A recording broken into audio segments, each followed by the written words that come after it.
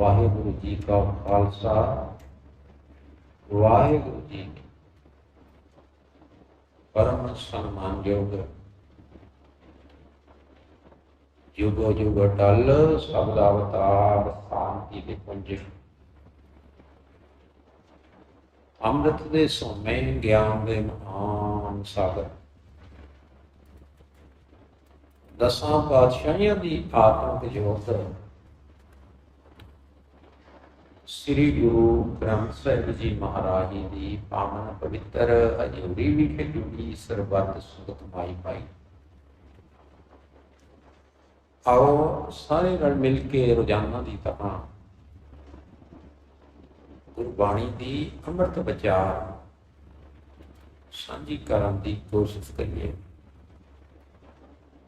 गुरबाणी की पाक पवित्र विचार सरवण करने तो पहला आओ सारे एक बारी एकाग्रचित हो के आखिए सतनाम श्री वाहिगुरू। विचार लई बाणी का मूल पाठ इस प्रकार है। वाहिगुरु जी बिलावल की बार महला चौथा। एक ओंकार सतगुर प्रसाद श्लोक महला तीजा। दूजे पाए बिलावल न होवई मन मुख थाए ना पाए। पाखंड भगत ना होवई पार ब्रह्म ना पाया जाए। दूजे पाए बिलावल ना होवई मन मुख थाए ना पाए। पाखंड भगत ना होवई पार ब्रह्म ना पाया जाए। मन हठ कर्म कमामणे थाए ना कोई पाए। नानक गुरमुख आप विचारिए विचों आप गवाए। आपे आप पार ब्रह्म है पार ब्रह्म बसया मन आए। जमन मरना कटिया ज्योति ज्योत मिलाए। महला तीजा। बिलावल कर हो तुम प्यारे हो एक सस्यों लिबलाए। जन्म मरण दुख कटिया सच्चे रहे समाए। सदा बिलावल आनंद है जे चले सतगुर पाए। सत संगति बह पाओ कर सदा हर के गुण गाए। नानक से जन सोने जे गुरमुख मेल मिलाए। पौड़ी सबना जियां विच हर आप सो भगतां का मित हर। सब कोई हर कै बस भगतां कै आनंद घर। हर भगतां का मेली सरबत, सौ निसुल जन टंग तर। हर सबना का है खसम, सो भगत जन चित कर। तुद अपड़ कोई ना सकै, सब चख चख पवै झड़। तुद अपड़ कोई ना सकै, सब जख जख पवै झड़। वाहिगुरु जी का खालसा, वाहिगुरु जी की फतेह। परम सन्मानयोग सतगुरु जी के पावन पवित्र चरण कमलों विखे विराजमान सुशोभत शोभायमान सत्कारयोग सरबत संगत माई पाई। ये पावन पवित्र बाणी जिहड़ी हुणे ही पढ़ी गई है, ते आप सारे ने बहुत ही ध्यान नाल इस बाणी नूं सरवण किया है। आप सारिया संगतां दा बहुत बहुत धन्यवाद है। आप जी ने बाणी नूं सरवण किया है, सुने। बिलावल की वार महला चौथा। इस सरलेख हेठ बिलावल राग दे विच महले चौथे दी भाव के श्री गुरु रामदास जी महाराज जी की जिहड़ी वार उचारण की हुई है, उस वार दा उस वार की 2 नंबर पौड़ी आपां ने हुण पढ़ी है।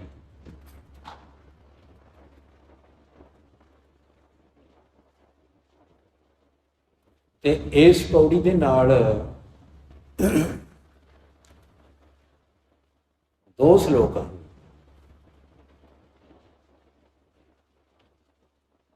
दोवें श्लोक श्री गुरु अमरदास जी महाराज जी के उचारण किए हुए हैं।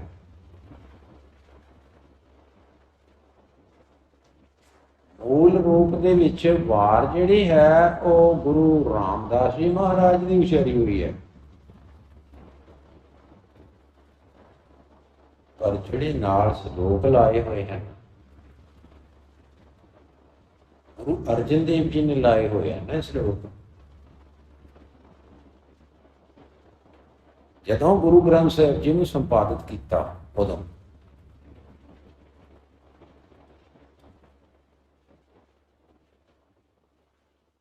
ते इन्हां श्लोकां विच ते पौड़ी छंद विच सतगुरु गुरु अमरदास जी महाराज ते सतगुरु गुरु रामदास जी महाराज अज सानू की उपदेश दे रहे हैं, सानू की समझा रहे हैं इस बाणी विच। आओ प्यार अते सत्कार दे नाल बाणी नूं ध्यान दे नाल सुण, क्योंकि असीं आए ही इस काम लई हां। गुरुद्वारे हुण आयो सुणन पढ़न को बाणी। असीं बाणी नूं पढ़न ते सुणन वास्ते आए हां। ते तीजा काम आपां ने करना है विचारण दा। पढ़नी भी है, सुननी भी है, ते बाणी नूं विचारना भी है, समझना भी है। तां ही लाभ है ना। ਜੇ ਕੁਝ ਸਾਨੂੰ ਪਤਾ ਲੱਗੇਗਾ ਵੀ ਅਸੀਂ ਕੀ ਸੁਣਿਆ ਹੈ, ਕੀ ਪੜ੍ਹਿਆ ਹੈ, ਤਾਂ ਹੀ ਗੱਲ ਬਣੇਗੀ। ਇਸ ਲਈ ਆਓ ਸਾਰੇ ਰਲ ਮਿਲ ਕੇ ਗੁਰਬਾਣੀ ਨੂੰ ਪੜ੍ਹੀਏ, ਗੁਰਬਾਣੀ ਨੂੰ ਵਿਚਾਰੀਏ, ਗੁਰਬਾਣੀ ਨੂੰ ਸਮਝਣ ਦੀ ਕੋਸ਼ਿਸ਼। ਸਤਿਗੁਰੂ ਸੱਚੇ ਪਾਤਸ਼ਾਹ ਸ੍ਰੀ ਗੁਰੂ ਅਮਰਦਾਸ ਜੀ ਮਹਾਰਾਜ ਜੀ ਨੇ ਫਰਮਾਇਆ, ਸ਼ਲੋਕ ਮਹੱਲਾ ਤੀਜਾ, ਦੂਜੇ ਭਾਏ ਬਿਲਾਵਲ ਨਾ ਹੋ, ਮਨਮੁਖ ਥਾਏ ਨਾ ਪਾਏ। ਬਿਲਾਵਲ ਰਾਗ ਦੀ ਗੱਲ ਹੋ ਰਹੀ ਹੈ, ਬਿਲਾਵਲ ਦੀ ਗੱਲ ਹੋ ਰਹੀ ਹੈ। ਵੈਸੇ ਬਿਲਾਵਲ ਦਾ ਅਰਥ ਕੀ ਹੁੰਦਾ ਹੈ? ਬਿਲਾਵਲ ਦਾ ਅਰਥ ਹੁੰਦਾ ਹੈ ਖੁਸ਼ੀ, ਆਨੰਦ। ਤੇ ਜਦੋਂ ਇਹ ਵਾਰ ਸ਼ੁਰੂ ਹੋਈ ਸੀ, ਉਦੋਂ ਸਾਨੂੰ ਗੁਰੂ ਰਾਮਦਾਸ ਜੀ ਮਹਾਰਾਜ ਜੀ ਨੇ ਉਪਦੇਸ਼ ਬਖਸ਼ਿਆ ਸੀ, ਹਰ ਉੱਤਮ ਹਰ ਪ੍ਰਭ ਗਾਵਿਆ ਕਰ ਨਾਦ ਬਿਲਾਵਲ ਰਾਗ। ਬਈ ਮੈਂ ਬਿਲਾਵਲ ਰਾਗ ਦੇ ਵਿੱਚ ਨਾਦ ਕਰਕੇ ਨਾ ਆਵਾਜ਼ ਐਨ ਰਾਗ ਬਿਲਾਵਲ ਦੀ ਕੱਢ ਕੇ ਉਸ ਆਵਾਜ਼ ਦੇ ਵਿੱਚ ਪ੍ਰਮਾਤਮਾ ਦੇ ਗੁਣਾਂ ਦਾ ਗਾਇਨ ਕੀਤਾ। ਫਿਰ ਜਿਹੜੀ ਬਾਣੀ ਗੁਰੂ ਜੀ ਨੇ ਪ੍ਰਦਾਨ ਕੀਤੀ ਗਾਇਨ ਕਰਨ ਦੇ ਲਈ, ਉਸ ਗੁਰਬਾਣੀ ਦੇ ਉਪਦੇਸ਼ ਨੂੰ ਮੈਂ ਸੁਣਿਆ ਧਿਆਨ ਨਾਲ, ਨਾਲੇ ਗਾਇਆ ਤੇ ਨਾਲੇ ਸੁਣਿਆ। ਕਈ ਵਾਰੀ ਇਸ ਤਰ੍ਹਾਂ ਹੁੰਦਾ ਹੈ ਕਿ ਅਸੀਂ ਗਾਈ ਜਾਂਦੇ ਹਾਂ, ਸੁਣਾਈ ਜਾਂਦੇ ਹਾਂ, ਆਪ ਸੁਣਦੇ ਨਹੀਂ ਹਾਂ। ਅਸੀਂ ਗਾਈ ਵੀ ਜਾਂਦੇ ਹਾਂ, ਪਾਠ ਵੀ ਕਰੀ ਜਾਂਦੇ ਹਾਂ, ਸੁਣਾਈ ਵੀ ਜਾਂਦੇ ਹਾਂ, ਆਪ ਸੁਣਦੇ ਹੀ ਨਹੀਂ।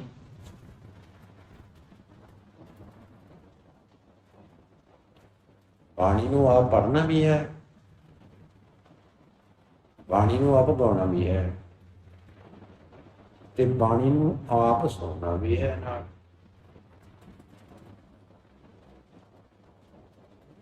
ਕਿਉਂਕਿ ਬਾਣੀ ਨੂੰ ਪੜ੍ਹਨ ਤੇ ਸੁਣਨ ਵਾਸਤੇ ਹੀ ਆਏ ਆਪਾਂ।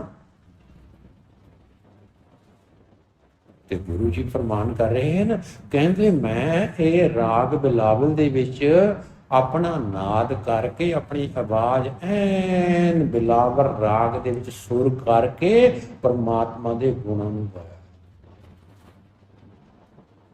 ਤੇ ਜਿਹੜਾ ਉਸ ਗੁਰਬਾਣੀ ਵਿੱਚ ਉਪਦੇਸ਼ ਸੀ ਗੁਰੂ ਦਾ, ਉਸ ਗੁਰੂ ਦੇ ਉਪਦੇਸ਼ ਨੂੰ ਮੈਂ ਸੁਣਿਆ।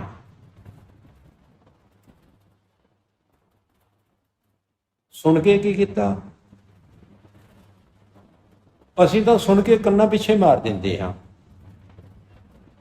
ਤੇ ਗੱਲ ਆਈ ਗਈ ਹੋ ਜਾਂਦੀ ਹੈ। ਸਾਨੂੰ ਇਹ ਵੀ ਨਹੀਂ ਪਤਾ ਲੱਗਦਾ ਬਈ ਅਸੀਂ ਘੰਟਾ ਪਹਿਲਾਂ ਕੀ ਸੁਣ ਕੇ ਆਏ ਹਾਂ ਗੁਰਬਾਣੀ ਵਿੱਚ, ਜਾਂ ਕੱਲ ਆਪਾਂ ਨੇ ਕੀ ਸੁਣਿਆ ਸੀ, ਸਾਡੇ ਯਾਦ ਹੀ ਨਹੀਂ ਰਹਿੰਦਾ, ਭੁੱਲ ਜਾਂਦੇ ਹਾਂ।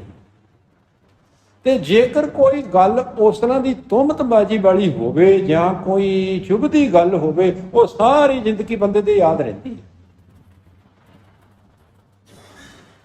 ਫਲਾਣੇ ਬੰਦੇ ਨੇ ਮੈਨੂੰ ਇਸ ਤਰ੍ਹਾਂ ਕਿਹਾ ਸੀ, ਉਸ ਦੀ ਕਹੀ ਹੋਈ ਗੱਲ ਨੂੰ ਮੈਂ ਥੋੜਾ ਭੁੱਲ ਸਕਦਾ ਹਾਂ ਮਰਨ ਤੱਕ।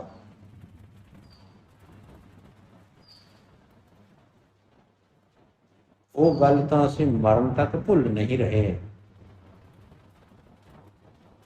ਪਰ ਜਿਹੜੀ ਗੱਲ ਗੁਰੂ ਜੀ ਨੇ ਸੁਣਾਈ ਸੀ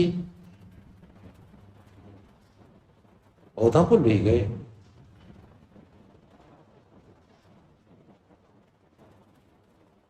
ਗੁਰੂ ਦੇ ਉਪਦੇਸ਼ ਨੂੰ ਸੁਣਿਆ ਤੇ ਸੁਣ ਕੇ ਮੰਨਿਆ।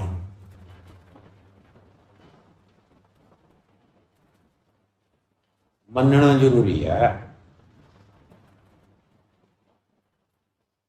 ਧੁਰ ਮਸਤਕ ਪੂਰਾ ਭਾਗ।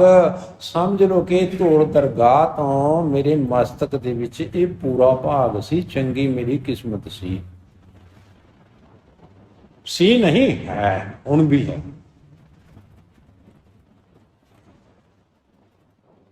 ਹੁਣ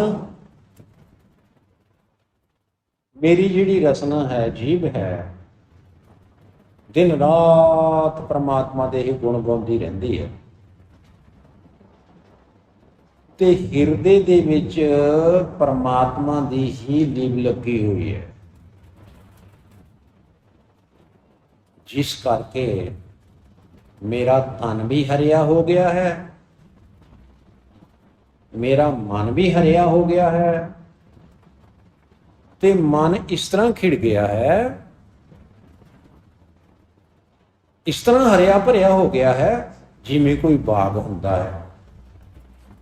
ਜਿਵੇਂ ਕੋਈ ਬਾਗ ਹਰਿਆ ਭਰਿਆ ਹੋਇਆ ਹੁੰਦਾ ਹੈ, ਖਿੜਿਆ ਖਿੜਿਆ ਹੁੰਦਾ ਹੈ, ਇਸ ਤਰ੍ਹਾਂ ਹੁਣ ਮਨ ਜਿਹੜਾ ਹੈ ਨਾ, ਤਨ ਜਿਹੜਾ ਹੈ, ਇਸ ਤਰ੍ਹਾਂ ਖਿੜਿਆ ਖਿੜਿਆ। ਇੱਕ ਗੱਲ ਹੋਰ ਵੱਡੀ ਹੋਈ, ਉਹ ਇਹ ਹੋਈ ਕਿ ਹਿਰਦੇ ਦੇ ਵਿੱਚੋਂ ਅਗਿਆਨਤਾ ਦਾ ਹਨੇਰਾ ਮਿਟ ਗਿਆ,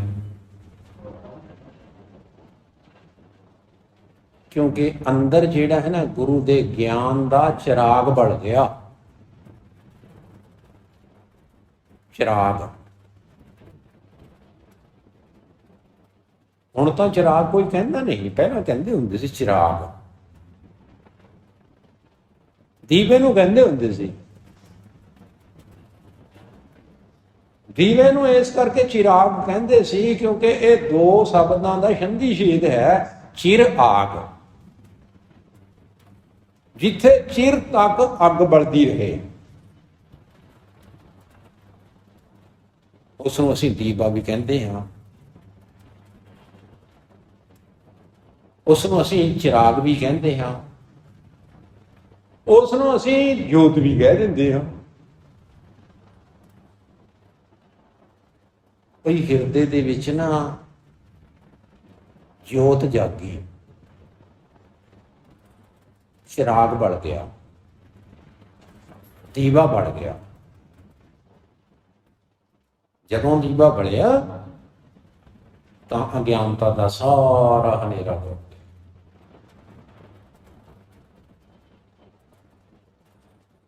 ਹੁਣ ਮੈਂ ਹਮੇਸ਼ਾ ਹੀ, ਹਰ ਸਮੇਂ ਹੀ ਪ੍ਰਮਾਤਮਾ ਨੂੰ ਦੇਖ ਕੇ ਹੀ ਜੁੜਦਾ ਹਾਂ। ਜਨ ਨਾਨਕ ਜੀਵੈ ਦੇਖ ਹਰ, ਇੱਕ ਨਿਮਖ ਘੜੀ ਮੁਖ ਲਾਗ। ਤੇ ਬੇਨਤੀ ਕਰਦਾ ਹਾਂ ਕਿ हे ਪ੍ਰਭੂ ਜੀ, ਮੈਨੂੰ ਇੱਕ ਨਿਮਖ, ਇੱਕ ਘੜੀ ਆਪਣੇ ਮੂੰਹ ਨਾਲ ਲਾ ਲਓ, ਭਾਵ ਕਿ ਮੈਨੂੰ ਦਰਸ਼ਨ ਦਿਓ।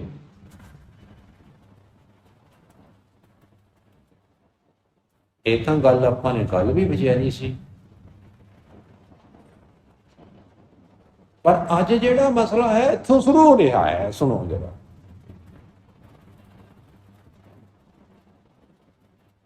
ਸ੍ਰੀ ਗੁਰੂ ਅਮਰਦਾਸ ਜੀ ਮਹਾਰਾਜ ਫਰਮਾਨ ਕਰਨ ਲੱਗੇ, ਦੂਜੇ ਭਾਏ ਬਿਲਾਵਲ ਨਾ ਹੋ ਗਈ। ਇਹ ਭਾਈ, ਦੂਜੇ ਭਾਏ ਬਿਲਾਵਲ ਨਾ ਹੋ ਗਈ।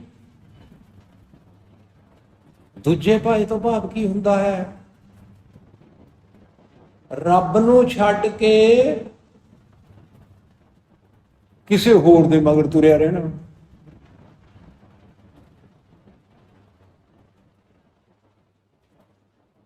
ਦੂਜੇ ਦੇ ਨਾਲ ਕਹਿੰਦੇ ਫਿਰ ਉੱਥੇ ਬਿਲਾਵਲ ਨਹੀਂ ਹੁੰਦਾ। ਬਿਲਾਵਲ ਤੋਂ ਭਾਵ ਉੱਥੇ ਆਤਮਿਕ ਆਨੰਦ ਨਹੀਂ ਮਿਲ ਸਕਦਾ, ਆਤਮਿਕ ਖੁਸ਼ਹਾਲੀ ਨਹੀਂ ਮਿਲ ਸਕਦੀ,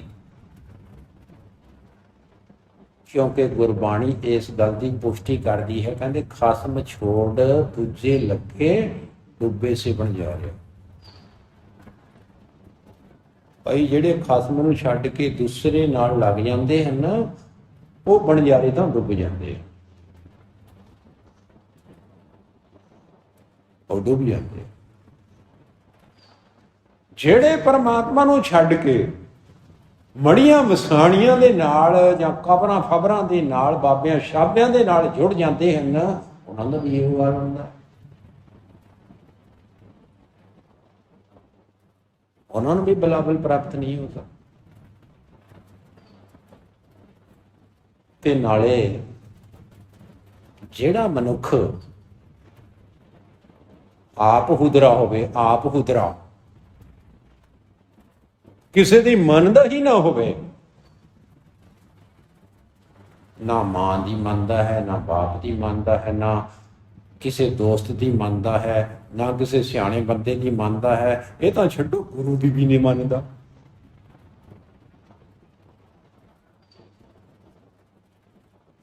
ਭਾਈ ਜਿਹੜਾ ਗੁਰੂ ਦੀ ਗੱਲ ਵੀ ਨਹੀਂ ਮੰਨਦਾ, ਉਹਨੂੰ ਪ੍ਰਮਾਤਮਾ ਦੀ ਦਰਗਾਹ ਦੇ ਵਿੱਚ ਕਿਤੇ ਵੀ ਥਾਂ ਨਹੀਂ ਮਿਲਦੀ। ਜਿਹੜਾ ਕਿਸੇ ਦਾ ਹੋ ਕੇ ਹੀ ਨਹੀਂ ਚੱਲਦਾ, ਉਹਨੂੰ ਕਿਤੇ ਵੀ ਢੋਈ ਨਹੀਂ ਮਿਲਦੀ। ਤੇ ਨਾਲੇ ਇੱਕ ਗੱਲ ਗੁਰੂ ਜੀ ਨੇ ਸਾਨੂੰ ਹੋਰ ਦੱਸ ਦਿੱਤੀ, ਆਖਣ ਲੱਗੇ ਪਾਖੰਡ ਭਗਤ ਨਾ ਹੋਵੇ, ਪਾਰ ਬ੍ਰਹਮ ਨਾ ਪਾਇਆ ਜਾਏ। ਕਹਿੰਦੇ ਪਖੰਡ ਕਰਨ ਦੇ ਨਾਲ ਕਦੇ ਵੀ ਭਗਤੀ ਨਹੀਂ ਹੁੰਦੀ।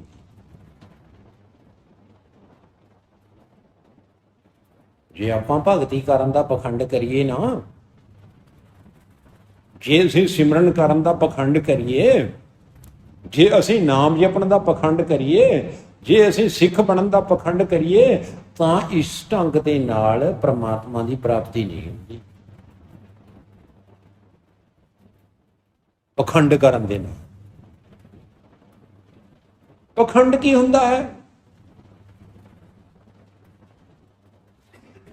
ਪਖੰਡ ਇਹ ਹੁੰਦਾ ਹੈ ਕਿ ਬੰਦਾ ਹੋਵੇ ਨਾ ਉਹੋ ਜਿਹਾ, ਪਰ ਉਹੋ ਜਿਹਾ ਲੋਕਾਂ ਨੂੰ ਬਣ ਕੇ ਦਸਾਏ। ਬਈ ਮੈਂ ਸੰਤ ਹਾਂ, ਮੈਂ ਗੁਰਸਿੱਖ ਹਾਂ, ਮੈਂ ਭਗਤ ਹਾਂ, ਮੈਂ ਗੁਰਮੁਖ ਹਾਂ, ਪਰ ਹੋਵੇ ਹੈ ਨਾ।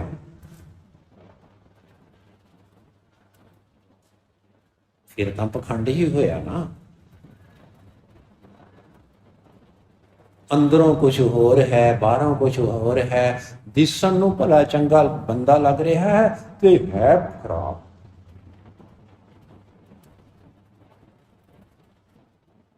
ਮੈਂ ਜਾਣਿਆ ਬੜਹੰਸ ਹੈ, ਤਾਵੇਂ ਕੀ ਅਸੰਗ। ਮੈਂ ਤਾਂ ਇਹ ਸਮਝਿਆ ਸੀ ਕਿ ਇਹ ਕੋਈ ਵੱਡਾ ਸੰਤ ਹੈ, ਤਾਂ ਮੈਂ ਉਹਦੀ ਸੰਗਤ ਕਰਨ ਲੱਗ ਪਿਆ। ਮੈਨੂੰ ਕੀ ਪਤਾ ਸੀ ਇਹ ਭਰੂਪੜਾ ਸੀ, ਇਹ ਮੈਨੂੰ ਕੀ ਪਤਾ ਸੀ ਇਹ ਪੂਪਨਾ ਸਾਧ ਸੀ। ਮੈਂ ਤਾਂ ਐਵੇਂ ਫਸ ਗਿਆ ਇਸ ਦੇ ਚੱਕਰ ਵਿੱਚ। ਵਰਤ ਕੇ ਪਤਾ ਲੱਗਦਾ ਬੰਦੇ ਨੂੰ। ਬਾਹਰੋਂ ਤਾਂ ਅਸੀਂ ਸਾਰੇ ਹੀ ਸੋਹਣੇ ਹਾਂ, ਠੀਕ ਠਾਕ ਹਾਂ, ਦੇਖਣ ਨੂੰ ਸਾਰੇ ਹੀ ਮਹਾਂਪੁਰਖ ਲੱਗਦੇ ਹਾਂ। ਜਦੋਂ ਅਸੀਂ ਗੁਰਦੁਆਰੇ ਬੈਠੇ ਹੁੰਦੇ ਹਾਂ, ਇਸ ਤਰ੍ਹਾਂ ਲੱਗਦੇ ਹਾਂ ਵੀ ਸਾਰੇ ਹੀ ਸੰਤ ਬੈਠੇ ਹਨ। ਪਰ ਜਦੋਂ ਪਿੰਡ ਵਿੱਚ ਸਾਡਾ ਵਰਤਾਰਾ ਦੇਖਿਆ ਜਾਂਦਾ ਹੈ, ਵਿਵਹਾਰ ਦੇਖਿਆ ਜਾਂਦਾ ਹੈ, ਬਿਹੇਵੀਅਰ ਦੇਖਿਆ ਜਾਂਦਾ ਹੈ, ਫਿਰ ਲੋਕ ਕਹਿੰਦੇ ਹਨ ਲੈ ਨਾਲੇ ਅੰਮ੍ਰਿਤ ਛਕੀ ਫਿਰਦਾ ਹੈ ਤੇ ਨਾਲੇ ਇਹੋ ਜਿਹੇ ਕੰਮ ਕਰ ਰਿਹਾ, ਨਾਲੇ ਗੁਰਦੁਆਰੇ ਜਾਂਦਾ ਹੈ। ਇੱਕ ਬੰਦੇ ਨੇ ਲਾਂਭਾ ਦਿੱਤਾ ਮੈਨੂੰ, ਕਹਿੰਦੇ ਤੁਹਾਡਾ ਇੱਕ ਅੰਮ੍ਰਿਤਧਾਰੀ ਬੰਦਾ ਨਾਲੇ ਗੁਰਦੁਆਰੇ ਜਾਂਦਾ ਹੈ, ਨਾਲੇ ਪੈਸੇ ਨਹੀਂ ਮੇਰੇ ਦਿੰਦਾ, ਮੇਰੇ ਪੈਸੇ ਮਾਰ ਲਏ। ਫਿਰ ਬਦਨਾਮੀ ਕਿਹਦੀ ਹੋਈ? ਸਿੱਖ ਦੀ ਵੀ ਬਦਨਾਮੀ ਹੋਈ, ਗੁਰੂ ਦੀ ਵੀ ਬਦਨਾਮੀ ਹੋਈ। ਗੁਰਬਾਣੀ ਕਹਿੰਦੀ ਹੈ ਐਸਾ ਕੰਮ ਮੂਲੇ ਨਾ ਕੀਜੈ ਜਿਤ ਅੰਤ ਪਛੋਤਾਈਐ। ਭਈ ਇਹੋ ਜਿਹਾ ਕੰਮ ਜ਼ਿੰਦਗੀ ਵਿੱਚ ਕਦੇ ਵੀ ਨਹੀਂ ਕਰਨਾ ਚਾਹੀਦਾ ਜਿਸ ਦੇ ਨਾਲ ਬਦਨਾਮੀ ਹੁੰਦੀ ਹੋਵੇ, ਆਪਣੀ ਬਦਨਾਮੀ ਹੁੰਦੀ ਹੋਵੇ, ਪਰਿਵਾਰ ਦੀ ਬਦਨਾਮੀ ਹੁੰਦੀ ਹੋਵੇ ਤੇ ਸਾਡੇ ਗੁਰੂ ਦੀ ਬਦਨਾਮੀ ਹੁੰਦੀ ਹੋਵੇ। ਇਹੋ ਜਿਹਾ ਕੰਮ ਜ਼ਿੰਦਗੀ ਵਿੱਚ ਕਦੇ ਨਹੀਂ ਕਰਨਾ। ਭਾਵੇਂ ਘਾਟਾ ਪਵੇ ਭਾਵੇਂ ਵਾਧਾ ਰਹੇ, 2 ਰੋਟੀਆਂ ਰੁੱਖੀਆਂ ਖਾ ਲਓ, ਪਰ ਇਹੋ ਜਿਹਾ ਪਖੰਡ ਨਾ ਕਰੋ, ਇਹੋ ਜਿਹੀ ਬੇਈਮਾਨੀ ਨਾ ਕਰੋ ਜਿਸ ਦੇ ਨਾਲ ਸਿੱਖ ਬਦਨਾਮ।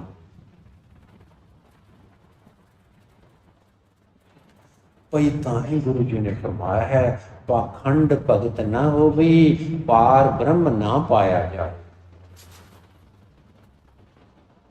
ਭਈ ਪਖੰਡ ਕਰਨ ਦੇ ਨਾਲ ਕਦੇ ਵੀ ਕੋਈ ਭਗਤੀ ਨਹੀਂ ਹੁੰਦੀ, ਨਾ ਸਿਮਰਨ ਹੁੰਦਾ ਹੈ, ਨਾ ਸੇਵਾ ਹੁੰਦਾ ਹੈ, ਉਹ ਤਾਂ ਇੱਕ ਡਰਾਮਾ ਹੁੰਦਾ, ਨਾਟਕ ਹੈ। ਨਾਟਕਾਂ ਦੇ ਵਿੱਚ ਪਰਮਾਤਮਾ ਨਹੀਂ ਮਿਲਦਾ। ਤੇ ਨਾਲੇ ਇੱਕ ਗੱਲ ਹੋਰ ਸੁਣ ਲਓ ਧਿਆਨ ਨਾਲ, ਮਨ ਹੱਠ ਕਰਮ ਕਮਾਵਣੇ, ਥਾਏ ਨਾ ਕੋਈ ਪਾਏ। ਭਈ ਜਿਹੜਾ ਬੰਦਾ ਅੜੀਅਲ ਸੁਭਾਅ ਦਾ ਹੈ, ਹਠੀ ਸੁਭਾਅ ਦਾ ਹੈ, ਤੇ ਹੱਠ ਵਿੱਚ ਜਿੱਦ ਕਰਕੇ ਕੋਈ ਕੰਮ ਕਰਦਾ ਹੈ, ਭਾਵੇਂ ਉਹ ਗੁਰੂ ਦੀ ਸੇਵਾ ਹੀ ਕਰਦਾ ਹੈ, ਕਹਿੰਦੇ ਫੇਰ ਵੀ ਨਹੀਂ ਗੱਲ ਬਣਦੀ।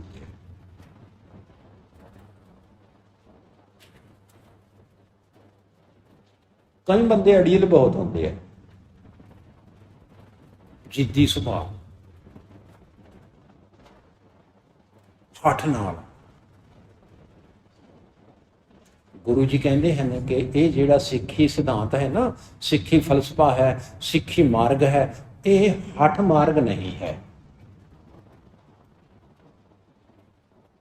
ਇਹ ਤਾਂ ਪ੍ਰੇਮ ਦਾ ਮਾਰਗ ਹੈ, ਇਹ ਤਾਂ ਪਿਆਰ ਦਾ ਰਸਤਾ ਹੈ। ਇਹ ਹੱਠ ਮਾਰਗ ਨਹੀਂ ਹੈ। ਹੱਠ ਮਾਰਗ ਜੋਗੀ ਕਰਦੇ ਹੁੰਦੇ ਸੀ, ਸਿੱਧ ਕਰਦੇ ਹੁੰਦੇ ਸੀ ਕਿ ਬਈ ਅਸੀਂ ਤਾਂ ਰੱਬ ਨੂੰ ਮਿਲਣਾ ਹੈ, ਅਸੀਂ ਪੁੱਠੇ ਲਟਕਾਂਗੇ, ਅਸੀਂ ਸੁਆਹ ਬਣਾਂਗੇ, ਅਸੀਂ ਕੰਨ ਪੜਾਵਾਂਗੇ, ਅਸੀਂ ਜੱਟਾ ਰੱਖਾਂਗੇ, ਅਸੀਂ ਟਿੰਡ ਕਢਾ ਲਿਆਂਗੇ, ਅਸੀਂ ਨੰਗੇ ਘੁੰਮਾਂਗੇ, ਅਸੀਂ ਜੁੱਤੀ ਵੀ ਨਹੀਂ ਪਾਵਾਂਗੇ, ਅਸੀਂ ਰੋਟੀ ਵੀ ਨਹੀਂ ਖਾਵਾਂਗੇ, ਅਸੀਂ ਪਾਣੀ ਵੀ ਨਹੀਂ ਪੀਵਾਂਗੇ। ਇਹ ਹੈ ਹੱਠ ਮਾਰਗ। ਪਰ ਸਿੱਖ ਦਾ ਰਸਤਾ ਤਾਂ ਬੜਾ ਸਿੱਧਾ ਸਾਦਾ ਹੈ। ਹਸੰਦਿਆਂ ਖਵੰਦਿਆਂ ਪਹਿਨੰਦਿਆਂ ਵਿੱਚੇ ਹੋ ਗਏ ਲੋਕ, ਹੱਸਦਿਆਂ ਖੇਡਦਿਆਂ ਖਾਂਦਿਆਂ ਪੀਂਦਿਆਂ ਉੱਠਦਿਆਂ ਬੈਠਦਿਆਂ ਸੌਂਦਿਆਂ ਜਾਗਦਿਆਂ ਨਾਮ ਜਪਣਾ ਹੈ, ਇਸ ਵਿੱਚ ਹੀ ਮੁਕਤੀ।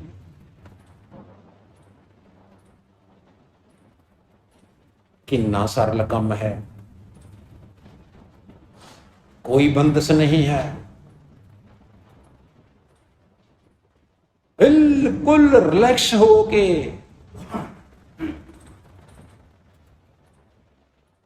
नाम जपना है, किरत करनी है, गुरुद्वारे आना है, बाणी पढ़नी है, सेवा करना है, सिमरन करना है, नाम जपना है, बिल्कुल रिलैक्स होके। भाई जे बंदा तनाव विच आके नाम जपेगा ਤਾਂ ਇਹੋ ਜਿਹੇ ਜਪੇ ਹੋਏ ਨਾਮ ਦਾ ਦੱਸੋ ਕੀ ਫਾਇਦਾ ਹੈ।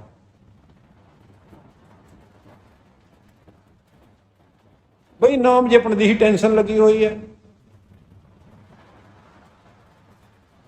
ਇਸ ਗੱਲ ਦੀ ਟੈਨਸ਼ਨ ਹੈ ਮੈਂ ਸਵੇਰੇ ਕਰਕੇ ਉੱਠਣਾ ਹੈ, ਉਲਟੀ ਇਹੋ ਹੀ ਬਿਮਾਰੀ ਲਾ ਲਈ, ਟੈਨਸ਼ਨ ਲੱਗ ਗਈ ਬਈ ਤੜਕੇ ਨੂੰ ਮੈਂ ਉੱਠਣਾ ਹੈ, ਨਹਾਉਣਾ ਹੈ, ਫਿਰ ਗੁਰਦੁਆਰੇ ਜਾਣਾ ਹੈ, ਫਿਰ ਉੱਥੇ ਬਾਣੀ ਪੜ੍ਹਨੀ ਪੈਣੀ ਹੈ, ਉੱਥੇ ਝਾੜੂ ਮਾਰਨਾ ਪੈਣਾ ਹੈ, ਇਹੋ ਹੀ ਟੈਨਸ਼ਨ ਲੈ ਕੇ ਬਹਿ ਗਈ।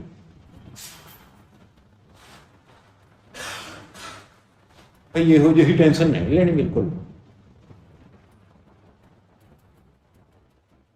ਗੁਰੂ ਜੀ ਤਾਂ ਸਾਨੂੰ ਟੈਨਸ਼ਨ ਮੁਕਤ ਕਰਦੇ ਹਨ,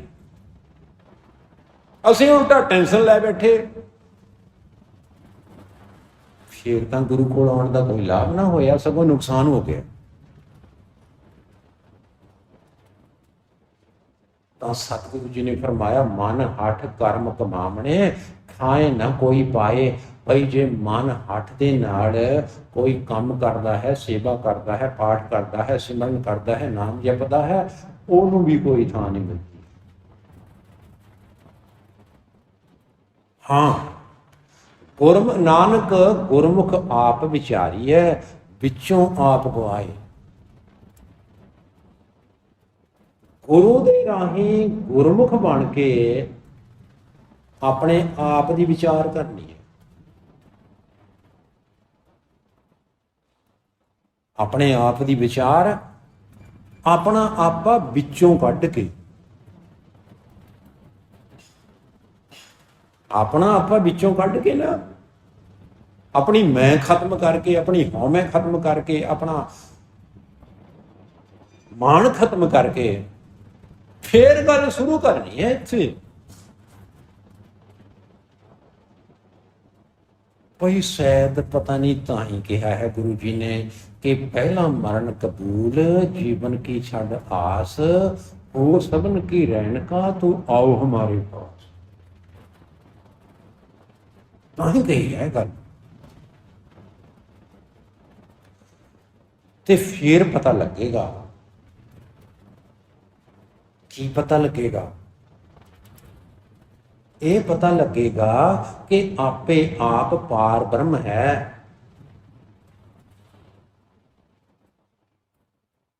ਪਾਰ ਬ੍ਰਹਮ ਆਪੇ ਹੀ ਆਪ ਹੈ। ਆਪੇ ਹੀ ਆਪ। ਆਪੇ ਹੀ ਆਪ ਕਿਉਂ ਹੈ? ਕਿਉਂਕਿ ਆਪ ਹੀ ਬਣਿਆ ਹੋਇਆ ਹੈ, ਕਿਸੇ ਨੇ ਬਣਾਇਆ ਹੋਇਆ ਥੋੜਾ ਹੈ। ਉਹਦਾ ਨਾ ਕੋਈ ਮਾਂ ਹੈ, ਨਾ ਕੋਈ ਬਾਪ ਹੈ, ਨਾ ਕੋਈ ਉਹਨੂੰ ਬਣਾਉਣ ਵਾਲਾ ਹੈ। ਇਸ ਕਰਕੇ ਉਹ ਆਪੇ ਆਪ ਹੈ।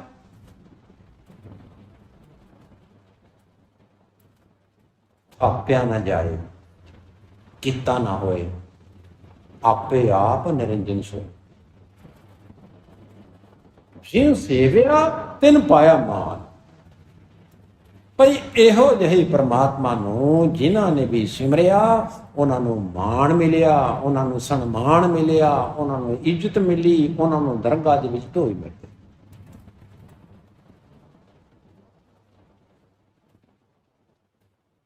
ਆਪੇ ਆਪ ਪਾਰ ਬ੍ਰਹਮ ਹੈ। ਪਾਰ ਬ੍ਰਹਮ ਬਸਿਆ ਮਨ ਆਏ।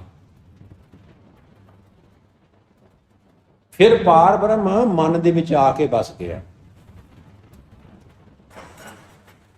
ਜਦੋਂ ਪਾਰ ਬ੍ਰਹਮ ਮਨ ਵਿੱਚ ਆ ਕੇ ਬਸ ਗਿਆ, ਫਿਰ ਕੀ ਕੌਤਕ ਹੋਇਆ? ਕੌਤਕ ਇਹ ਹੋਇਆ, ਸੁਣਨ ਵਾਲੀ ਗੱਲ ਹੈ, ਇਸ ਧਿਆਨ ਨਾਲ।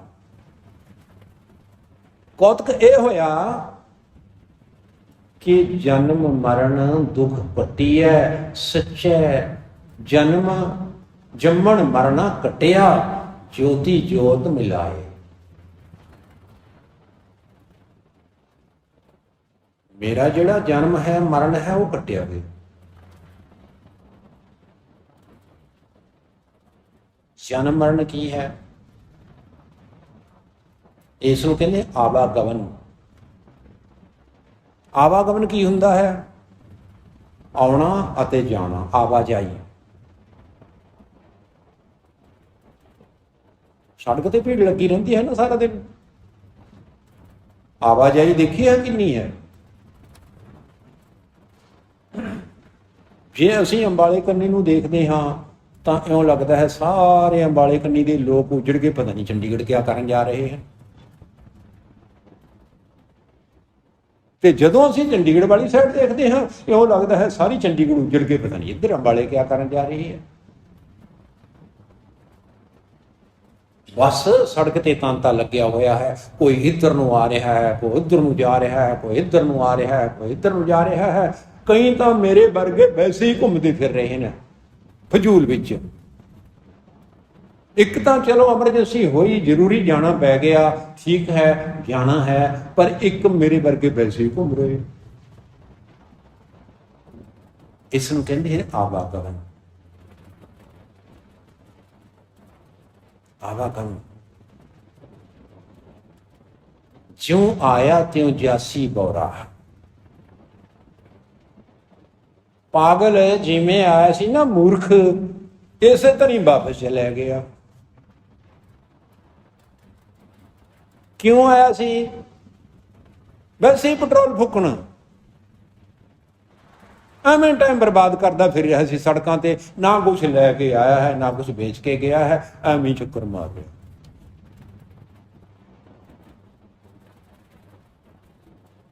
ਭਈ ਇਹ ਜਿਹੜਾ ਜਨਮ ਮਰਨ ਦਾ ਚੱਕਰ ਹੈ ਇਹ ਵੀ ਇਸ ਤਰ੍ਹਾਂ, ਇਹ ਵੀ ਆਵਾ ਨੂੰ ਫਜ਼ੂਲ ਦੀ ਚੱਕਰਬਾਜੀ ਹੈ। ਨਾ ਕੁਝ ਕੱਢਣ ਨੂੰ ਨਾ ਕੁਝ ਪਾਉਣ ਨੂੰ। ਆ ਰਹੇ ਹਾਂ ਜਾ ਰਹੇ ਹਾਂ, ਆ ਰਹੇ ਹਾਂ ਜਾ ਰਹੇ ਹਾਂ, ਆ ਰਹੇ ਹਾਂ ਜਾ ਰਹੇ ਹਾਂ।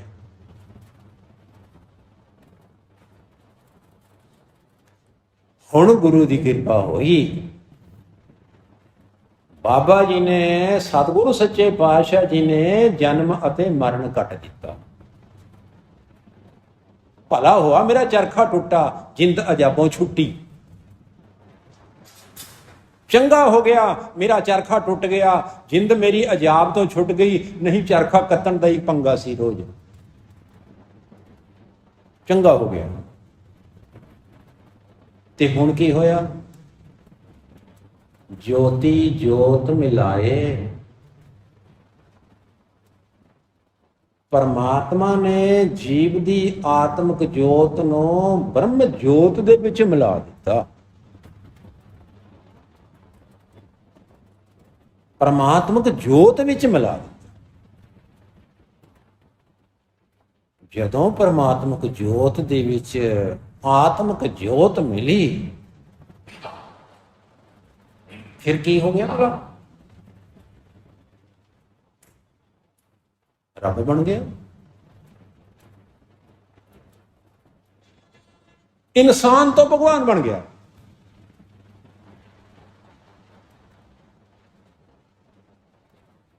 ਗੁਰੂ ਗੁਰੂ ਕਰਦਾ ਗੁਰੂ ਬਣ ਗਿਆ। ਰਾਂਝਾ ਰਾਂਝਾ ਕਰਦੀ ਰਾਂਝਾ ਹੀ ਬਣ ਗਈ। ਲੋ ਹੁਣ ਸੁਣੋ ਅੱਗੇ।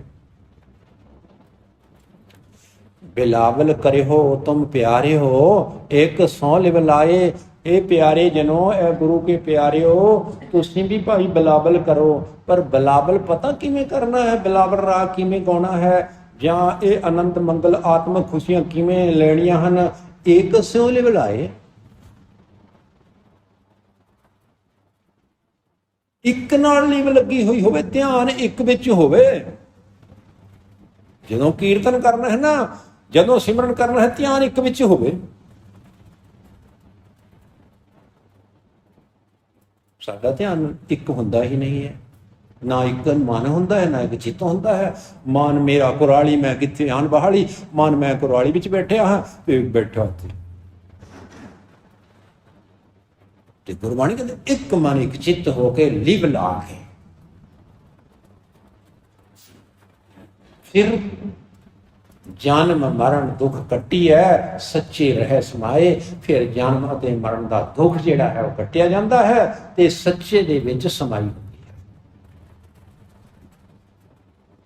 ਸਦਾ ਬਿਲਾਵਲ ਆਨੰਦ ਹੈ, ਜੇ ਚੱਲੇ ਸਤਿਗੁਰ ਪਾਏ।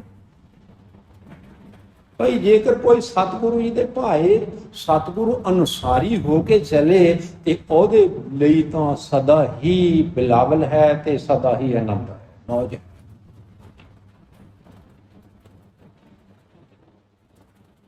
ਕਿਵੇਂ ਬੈਠਣਾ ਹੈ? ਕਿਵੇਂ ਗੁਰੂ ਨੂੰ ਮਿਲਣਾ ਹੈ? ਸਤ ਸੰਗਤੀ ਬਹਿ ਭਉ ਕਰ। ਗੁਰੂ ਤੋਂ ਡਰ ਕੇ, ਸੰਗਤ ਤੋਂ ਡਰ ਕੇ, ਸੰਗਤ ਵਿੱਚ ਬਹਿ ਕੇ ਫਿਰ ਪ੍ਰਮਾਤਮਾ ਦੇ ਗੁਣਾਂ ਦਾ ਗਾਇਨ ਕਰਨਾ ਹੈ।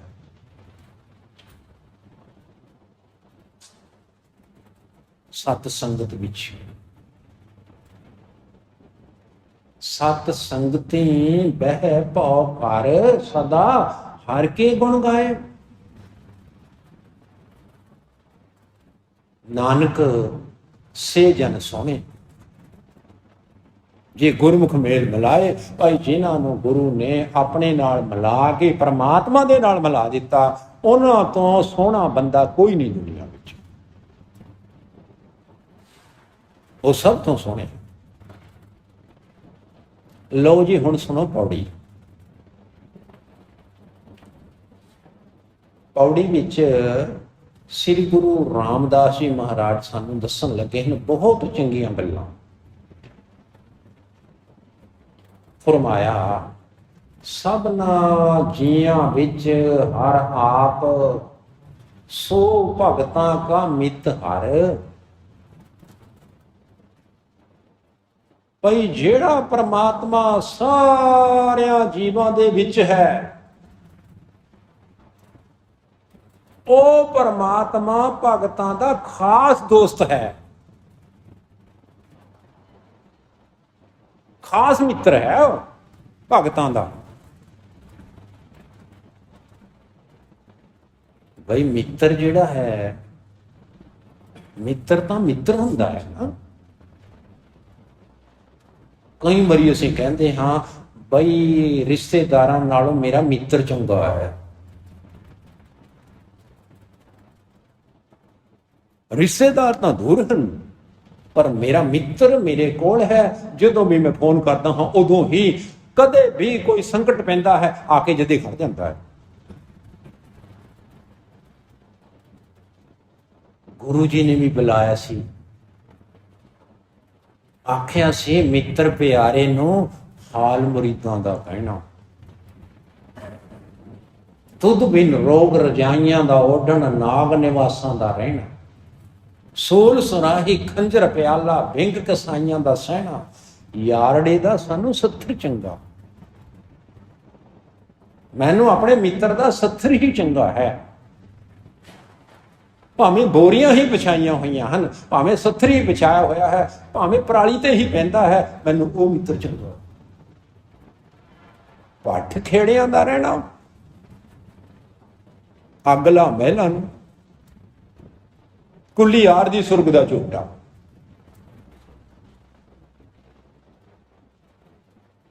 अल्लाह हो दा आवाजा आवे नी कुली नी फकीर दी विचों।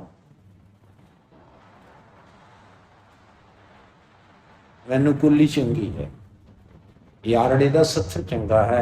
अपने मित्र दा मैनू कच्चा घर भी पसंद है। जल जाओ ए बड़पना, मैं उस बड़पने नूं की करांगा जेड़ा मेरी मित्रताई नूं निभा ही नहीं सकदा, जेड़ा कदे मेरे काम ही नहीं आउंदा। मैं इहो जिहे मित्र नूं की करां।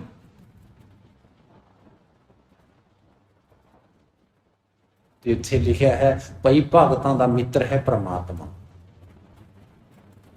सब कोई हर कै वस, सब कोई हरि दे वस विच है, परमात्मा दे वस विच।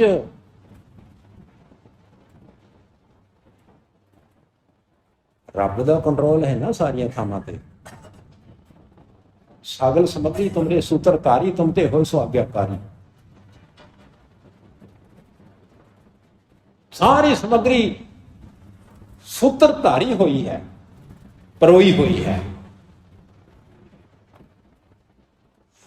सब कोई हर कै वस, भगतां कै घर, भगतां कै आनंद घर। भाई सारी सृष्टि जिहड़ी है सारियां दे विच परमात्मा बस रहा है ते सारे परमात्मा दी कंट्रोल विच हन। इसे करके ही भगतां दे घर दे विच हमेशा आनंद रहिंदा है। आनंद। ते एक गल होर बड़ी ध्यान मंगदी है, हर भगतां का मेली सरबत।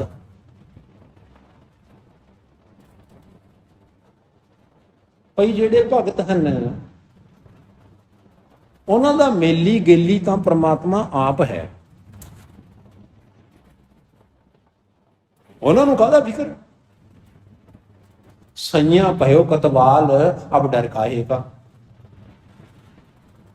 हर भगतां का मेली सरबत, सौ निसल जन टंग धर।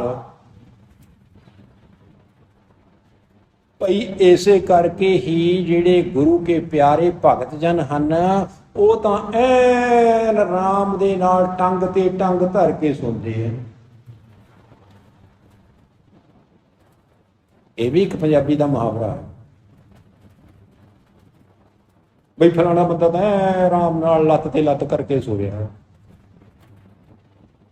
इनू असीं भी कह देंगे हाँ बई फलाना बंदा तो घोड़े बेच के सो रहा है। कोई फिक्र नहीं, कोई फाका नहीं, कोई टेंशन नहीं, कोई डिप्रेशन नहीं, किसी प्रकार की कोई चिंता नहीं है। भगतां नूं वो तां आराम नाल सुख की नींद सौंदे हैं, सुख की नींद। हर सबना का खसम, हर सबना का है खसम, सो भगत जन चित कर। वो परमात्मा सारिਆਂ ਦਾ खसम है, मालिक है, ਤੇ ਜਿਹੜੇ ਭਗਤ ਹਨ ਉਸ परमात्मा ਨੂੰ ਹੀ ਆਪਣੇ ਚਿੱਤ ਦੇ ਵਿੱਚ ਰੱਖਦੇ ਹਨ। हे प्रभु जी, तुद अपड़ कोई ना सकै, अपड़ कोई ना सकै, तेरे तक कोई नहीं जा सकता, तेरी बराबरी कोई नहीं कर सकता, तेरे मुकाबले दे विच कोई खड़ नहीं सकता। तुद अपड़ कोई ना सकै, सब झक झक पवै झड़, सारे झक मार मार के झड़ जाते हैं। रब दा मुकाबला कौन करे? उसदा कौन अपड़े? कोई भी नहीं। ਜਿਹੜੇ ਰੱਬ ਨਾਲ ਟੱਕਰ ਲੈਣਾ ਚਾਹੁੰਦੇ ਹਨ ਨਾ, ਉਹ ਆਪਣਾ ਮੱਥਾ ਫੜਾ ਲੈਂਦੇ ਹਨ। ਇੱਕ ਥਾਂ ਤੇ ਗੁਰਬਾਣੀ ਵਿੱਚ ਲਿਖਿਆ ਹੈ, ਕਹਿੰਦੇ ਜਿਹੜੀ ਆਪਣਾ ਪਹਾੜ ਹੈ ਨਾ, ਪਹਾੜ ਦੇ ਨਾਲ ਜੇ ਮੱਛਰ ਟੱਕਰ ਮਾਰ ਕੇ ਪਹਾੜ ਨੂੰ ਤੋੜਨਾ ਚਾਹੇ ਤਾਂ ਮੱਛਰ ਮਰ ਜਾਏਗਾ ਸਿਰ ਫੜਾ ਕੇ। बस। वाहिगुरु जी का खालसा, वाहिगुरु जी की